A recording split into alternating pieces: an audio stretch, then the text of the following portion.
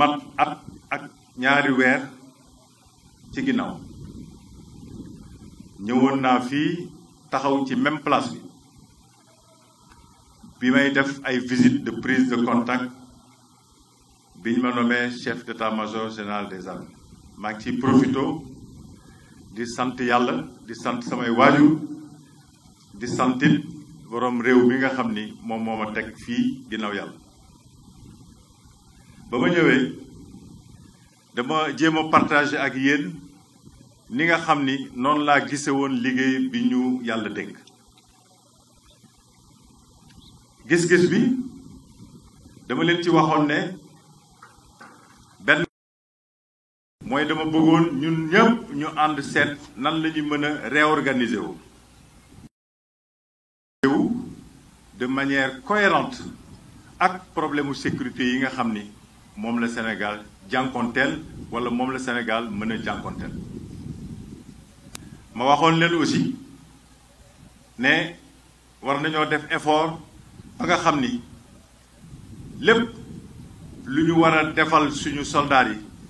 ba ñu mën a am aptitude yi am capacité yi au plan opérationnel war nañu ànd def ko ma jeexaloon ci ne ñaar yooyu yëpp baax na wante soo ko defee te amoo ay jumtukaay yi nga soxla dina jafe lool nga def liggéey bi nga war a def yàlla def na nag góorgóorlu na ci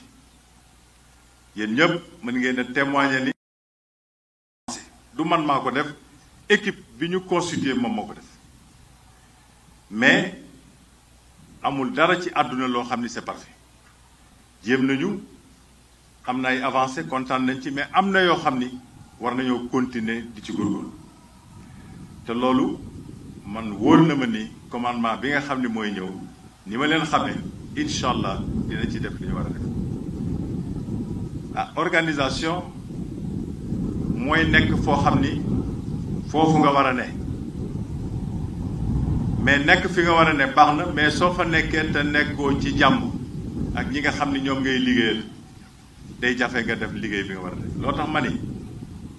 suñu xoolee mbirum sécurité tey doy na waar doy waar boo xam ni yow rek mënoo koo toppatoo il faut que nga liggéey ak ñi la wër ñëpp mooy partie prenante yi pour que lu ñu gis lu leen jaaxal ñu wax la ko pour que rôle bi nga xam ni aussi de sensibilisation de communication d'appropriation bi nga xam ni war nañ ko def ñoom it ñu mën ko def moo tax toujours maanaam armée dafa war a jaxasoo ak suñu concitoyens yi nga xam ni ñoo ko wër pour ñoom ñëpp ñu ànd main dans la main pour liggéey sur le plan opérationnel capacité yi ak aptitude yi entraînement formation moo koy joxe ci loolu ma ni dama ciy taxaw tuuti ndax fii ñu ne muy Saint-Louis fii la ñuy former surtout ci début bi suñu mbokk yi nga xam ni ñoom ñooy ñëw pour liggéey pour armée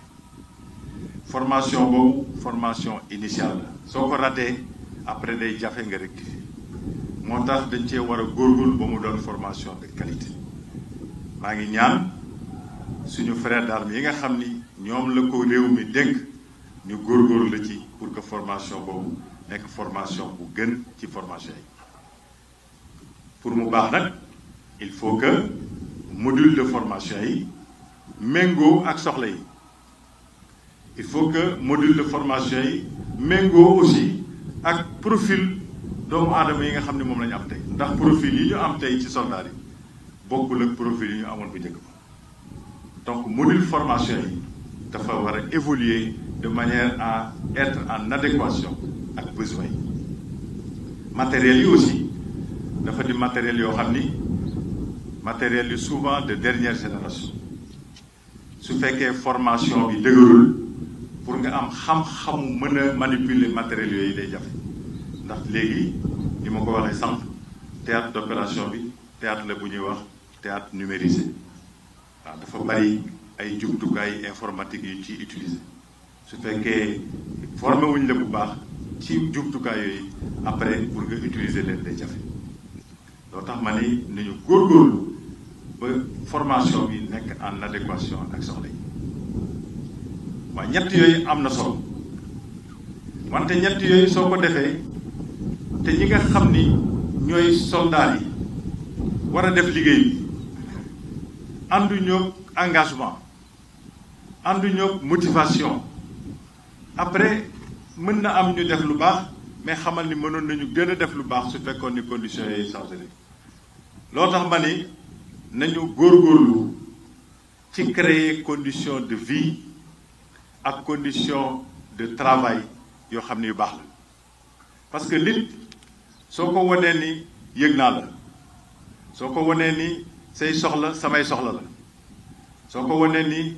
man lépp luñ ma jox lu war a jëm ci yow bu neexee yàlla naa la ko jox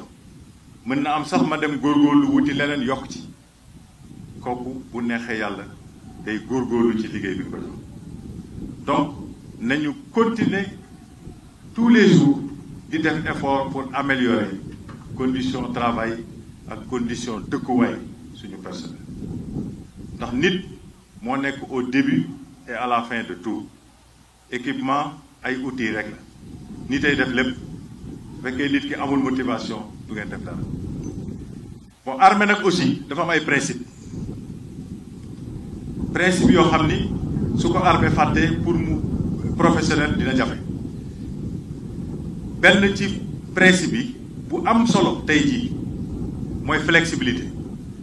mooy mën a reconfigurer wu très rapidement tey jii yaa ngi ci xeex